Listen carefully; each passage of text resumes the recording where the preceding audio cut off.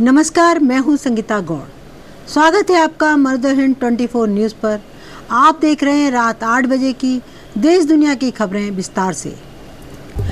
Hawaii island के जंगलों में लगी भीषण आग, मरने वालों की संख्या 50 के पार। अमेरिका का हवाई आइलैंड सबसे खूबसूरत पर्यटक स्थलों में से एक है। हाल ही में हवाई के माउंट काउंटी में लाहेना के जंगलों में भीषण आग लग गई। इसकी वजह से मरने वालों की संख्या गुरुवार को बढ़कर 53 हो गई है। AFP की रिपोर्ट के मुताबिक माउई काउंटी के अधिकारियों ने बताया कि लाहेना के जंगलों में लगी भीषण आग की वजह से अकेले सिर्फ गुरुवार को 17 लोगों की मौत होने की पुष्टि की गई थी। लाहेना के जंगलों की आग की तबाही में बचे जिंदा लोगों ने हादसे से जुड़ी दर्दनाक कहानियां बताई हैं। एक शख्स ने कहा कि कभी लाहेना साइड का फ्लाईओवर एक रंगीन नज़ारों से भरा होता था, जो आज के वक्त में पूरी तरह से राख में बदल चुका है। फ्लाईओवर के हर एक ब्लॉक में जले हुए मलबे ही नजर आ रहा है, जहां तहां जली हुई नाव दिखाई पड़ रही है। हिमाचल के सिरमौरी ताल में बादल फटा, 3 की मौत, 2 लापता। सिरमौरी ताल में बादल फटने के कारण जलमग्न गांव में एक ही परिवार के 5 सदस्य मलबे में दब गए। इनमें से 3 के शव मिले हैं, जबकि 2 लापता हैं। पांवटा साहिब उपमंडल के तहत आने वाले इस इलाके में बुधवार रात यह भीषण आपदा आई। खौफनाक मंजर से लोग हिल गए। इसी दौरान जलमग्न इलाके में कुलदीप सिंह का पूरा परिवार मलबे की चपेट में आ गया। कुलदीप के अलावा परिवार की जीतो देवी, रजनी देवी, नीतेश और दीपिका मलबे में दब गए। गांव के अनेक लोगों ने इधर उधर भागकर जान बचाई। अब तक कुलदीप सिंह 62, नीतेश 10 व दीपिका का शव मिला है। बताया गया है कि सिरमौर के DC Sumit Khimta, SDM GS Cheema, तहसीलदार ऋषभ शर्मा व अन्य अधिकारी सूचना मिलते ही मौके पर पहुंचे और राहत और बचाव कार्य शुरू करवाया। अधिकारियों ने बताया कि भारी मात्रा में कीचड़ जमा होने और बारिश के कारण अभियान में दिक्कत हो रही है। भारी बारिश के कारण राजवन और सातौन के बीच की सड़क भी अवरुद्ध हो गई है। गिरी नदी का जलस्तर बढ़ गया है। गौर हो कि इस मानसून में अब तक राज्य में 231 लोगों की जान जा चुकी है। राज्य को करीब 6.731 करोड़ रुपए का नुकसान हुआ है और अब भी करीब 190 सड़कें बंद हैं। उत्तराखंड में बारिश का कहर जारी, 2 लोगों की मौत, कई इलाकों में बाढ़ जैसे हालात। उत्तराखंड में भारी बारिश का प्रकोप जारी रहा और विभिन्न स्थानों पर जलभराव और बाढ़ जैसे हालात बन गए हैं, जबकि वर्षा संबंधी घटनाओं में आज 2 व्यक्तियों की मौत हो गई, 2 अन्य घायल हुए हैं। मूसलाधार बारिश के चलते उफान पर चल रहे नदी नालों का पानी रिहायशी इलाकों में घुस गया, जिसके बाद कई स्थानों पर लोगों को बाहर निकाला गया। पुलिस ने बताया कि ऋषिकेश के पास 84 कुटिया में क्षेत्र में एक दीवार ढह जाने से उसके मलबे में दबकर एक व्यक्ति की मृत्यु हो गई और एक अन्य घायल हो गया। मृतक की पहचान राजस्थान के रहने वाले गजानन 84 के रूप में हुई है। नैनीताल जिले के काला ढूंगी में शाम को उफनाई बौर नदी के किनारे जा रहे 2 किशोर पैर फिसलने से उसमें जा गिरे और तेज बहाव में बह गए।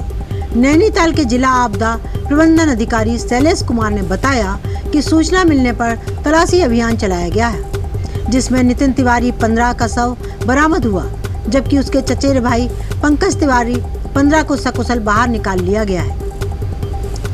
कोरोना के नए वेरिएंट से फैला खौफ, स्वास्थ्य मंत्री ने बताया कितना घातक है वायरस। कोरोना की विश्वव्यापी दस्तक एक बार फिर देखने को मिली है। कुछ जगहों पर कोरोना के कहर से मरीजों को अस्पताल तक में दाखिल होना पड़ रहा है। इसमें यूरोप के कुछ देश शामिल हैं। कोरोना का एक नया वेरिएंट भारत में भी पाया गया। केंद्रीय स्वास्थ्य मंत्री डॉक्टर मनसुख मंडाविया ने कहा कि भारत सरकार कोरोना को लेकर सतर्क है।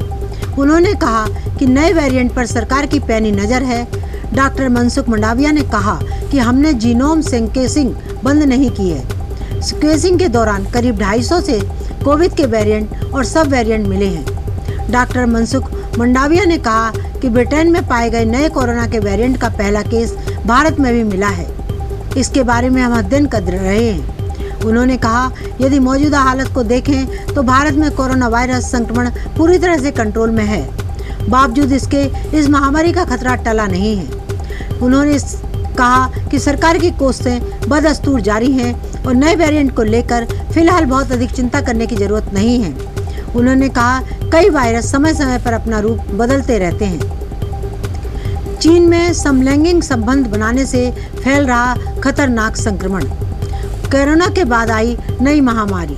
WHO ने बताया, चीन में एम पॉक्स के कन्फर्म मामले जुलाई में 5 गुना बढ़ गए हैं। वहीं इस संक्रामक बीमारी को रोकने के लिए सरकार हर संभव प्रयास कर रही है। चीन के स्वास्थ्य विभाग ने बताया कि जुलाई में इसके 491 मामले देखे गए, जबकि जून में इसके 106 मामले थे। रिपोर्ट के अनुसार संक्रमितों में सबसे ज्यादा पुरुष थे। उनमें से 96% ऐसे जिन्होंने पुरुषों से ही यौन संबंध बनाए थे। यह वही वायरस है जिसे हाल में तक मंकी पॉक्स के नाम से जाना जाता था। स्थानीय मीडिया के अनुसार इस वायरस के अभी तक कोई गंभीर मामले या किसी की मौत की खबर नहीं है।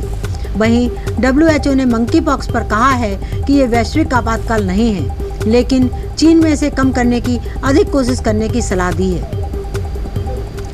राजघाट पर धारा 144 लागू। गुस्साए पहलवान बोले, हमें प्रेस कॉन्फ्रेंस करने से रोका गया, जल्द करेंगे अगली तारीख का ऐलान। महिला पहलवानों के यौन शोषण मामला अभी गरमाया हुआ है। आरोपी ब्रजभूषण शरण के खिलाफ प्रदर्शन कर चुकी विनेश फोगाट दिल्ली के राजघाट पर 10 अगस्त को प्रेस कॉन्फ्रेंस करने वाली थी, लेकिन पहले ही पुलिस ने उन्हें प्रेस कॉन्फ्रेंस करने से रोक दिया। इसे लेकर विनेश फोगाट ने आपत्ति जताई है। विनेश के ट्वीट के जरिए बताया कि पुलिस ने राजघाट पर धारा 144 लगा दी है और हमें प्रेस कॉन्फ्रेंस करने से रोका जा रहा है। अगली प्रेस कॉन्फ्रेंस का टाइम और जगह जल्दी फाइनल करेंगे। विनेश के इस ट्वीट को पहलवान बजरंग पुनिया और साक्षी मलिक ने भी रीट्वीट किया है। अब जल्द ही नई जगह का ऐलान किया जाएगा। दिल्ली के स्कूलों में मोबाइल ले जाना बंद। बच्चे ही नहीं, शिक्षकों पर भी कसी गई नकेल। दिल्ली के स्कूलों में मोबाइल फोन के इस्तेमाल पर पाबंदी लगा दी गई है। डायरेक्टर एजुकेशन ने स्कूलों के लिए एक नई नोटिस जारी किया है। आज के समय में प्रयोग होने वाले स्मार्ट गैजेट कई प्रकार के कार्यों में उपयोग में आते हैं। पढ़ाई के लिए मोबाइल फोन का यूज शिक्षक और विद्यार्थी कर रहे हैं, जिसका असर लोगों की आम जिंदगी में भी पड़ रहा है। इसके ज़्यादा इस्तेमाल से बड़ों से लेकर बच्चों तक सभी अवसाद, चिंता, सामाजिक अलगाव, अति सक्रियता, अति तनाव आदि का शिकार हो रहे हैं, जिसे देखते हुए दिल्ली के स्कूलों में मोबाइल फोन के उपयोग पर पाबंदी लगा दी गई है। नूंह में एक बार फिर निकलेगी हिंसा की वजह से अधूरी रह गई ब्रजमंडल यात्रा। बीएचपी बजरंग दल ने तारीख भी की है तय। बीएफ और बजरंग दल ने गुरुवार को नूंह में 28 अगस्त को एक बार फिर से जलाभिषेक यात्रा शुरू करने की घोषणा की है। इस यात्रा को 31 जुलाई को हिंदू मुसलमानों के बीच हिंसा भड़कने के बाद बीच में ही छोड़ दिया गया था।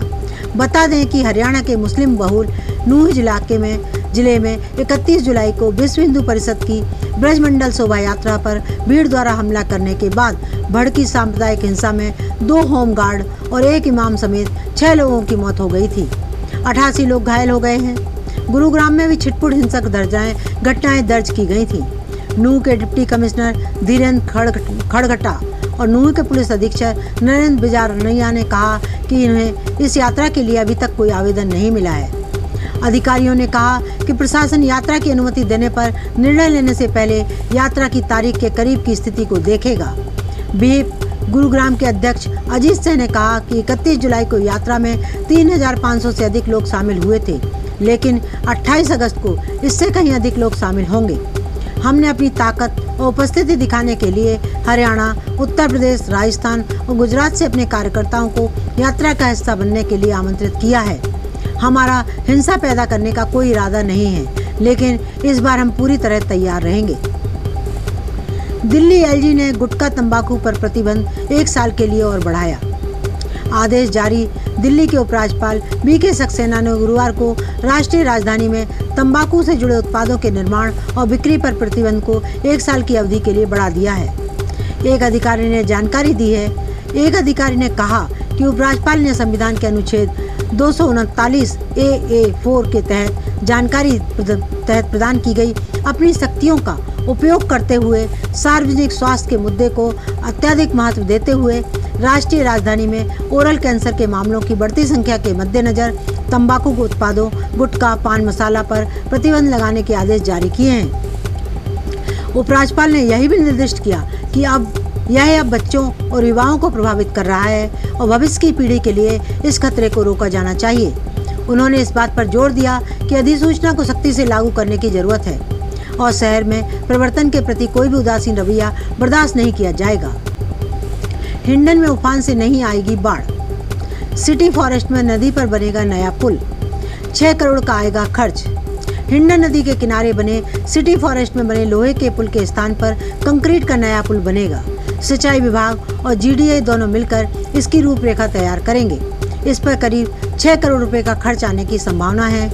इस पुल के बनने से हिंडन का पानी बिना किसी रुकावट के आगे बढ़ सकेगा और भविष्य में बाढ़ के खतरे की संभावना भी कम होगी। हिंडन नदी में आई बाढ़ के कारण करहेड़ा क्षेत्र में हुई जल भराव की एक बड़ी वजह से सिटी फॉरेस्ट में जाने के लिए बने लोहा के पुल को भी माना गया है।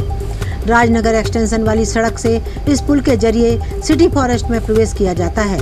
इस पुल में कई लोहे के पिलर बने हैं, साथ ही पुल की लंबाई भी ज़्यादा नहीं है। अभी तक हिंडन में पानी नहीं था, इस कारण नदी का पानी पुल के नीचे से आराम से निकल जाता था, लेकिन अचानक पानी बढ़ने के कारण पूरा पानी यहाँ पुल के नीचे आकर रुक गया।